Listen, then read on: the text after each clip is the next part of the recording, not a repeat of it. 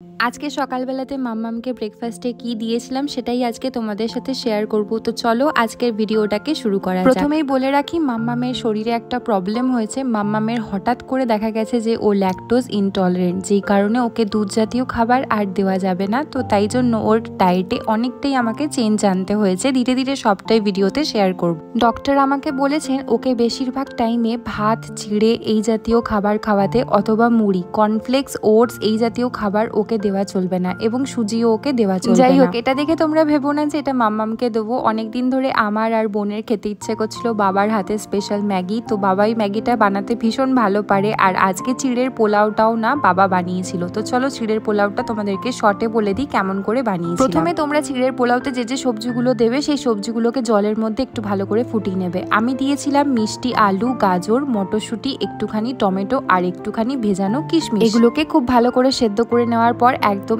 এন্ডে ওর মধ্যে কয়েকটা পাতলা চিড়ে দিয়ে দেবো, মানে 1 চামচ মতন পাতলা চিড়ে দিয়ে ওটাকে ছাঁকনির মধ্যে ছেঁকে রেখে দেবো। যাই হোক, ও চিড়েটা এখন আমি ঠান্ডা হতে দিয়েছি, আর সেই ফাঁকে নিজের ব্রেকফাস্টটাও করে নিয়েছি। যেমনটা তোমাদেরকে বললাম, আজকে সকালবেলাতে আমরা দুই বোন মিলে বাবার হাতে স্পেশাল ম্যাগিটাকে এনজয় করলাম। আমার এত খারাপ লাগে, আমি বলে বোঝাতে পারবো না যে আমি ব্লগ শুট করতে পারি না। ব্লগ শুট করব নাকি শর্ট ভিডিও শুট করব, এই নিয়েই আমি পাগল হয়ে যাচ্ছি। তার মধ্যে এই ছোট বাচ্চা সামলে সত্যিকারের বলছি আমি ভীষণ চেষ্টা করি, তাও পেরে উঠি না। চিড়েটা মোটামুটি ঠান্ডা হয়ে গেছে। এরপর একটা প্যানের মধ্যে অল্প একটুখানি বাটার দেবো। এরপরে ওই যে ছাঁকনিতে ছেঁকে রেখেছিলাম চিড়েটাকে, সেটাকে এর মধ্যে দিয়ে খুব ভালো করে জাস্ট একটু টস করে নেব। আর এর মধ্যে দিয়ে দেব একটুখানি নুন আর একটুখানি চিনি। তোমরা তো নিশ্চয়ই দেখতে পেলে আমি চিনি প্রায় দিইনি বললেই চলে, মানে ওই হাতে করে 3টে আঙুলে যে চিমটি কেটে যেটুকু চিনি ওঠে ওইটুকুই চিনি দেওয়া হয়েছে বলতে পারো। তবে চিনিটা না দিলে আরো ভালো হয়। কিন্তু আমি দেখলাম মাম্মাম কিছুদিন ধরে কিছুই খেতে চাইছিল না, অথচ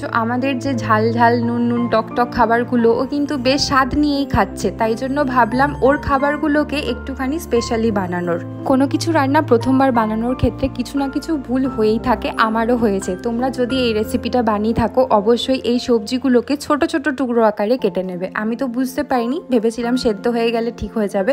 যাই হোক, আমার কোনো প্রবলেম হয়নি। আমি শেষ মুহূর্তে এটাকে সেদ্ধর মতন মেখে মেখে ওকে খাওয়াতে হয়েছে, যেহেতু মাম্মাম পুরোপুরি সলিড এখনো পারে না। সত্যি কথা বলতে আমার একদমই আশা ছিল না যে মাম্মাম এই চিড়ের পোলাওটা খাবে, কিন্তু দেখলাম একটুখানি হলেও খেয়েছে, মানে অর্ধেকের বেশি ও খেয়েছিল। তো যাই হোক, আজকের ভিডিও যদি তোমাদের ভালো লেগে থাকে তাহলে অবশ্যই চ্যানেলটাকে সাবস্ক্রাইব করে দিও। আশা করছি তোমরা আমার এই টাফ টাইমে আমার পাশে থাকবে, আর যখন মাম্মাম একটু একটু বড় হয়ে যাবে তখন আমি আবার তোমাদের জন্য সুন্দর সুন্দর ব্লগ আনার চেষ্টা করব। আপাতত আমার মেয়ের আমাকে অনেক বেশি প্রয়োজন, ওকে অনেক বেশি যত্ন নেওয়ার প্রয়োজন।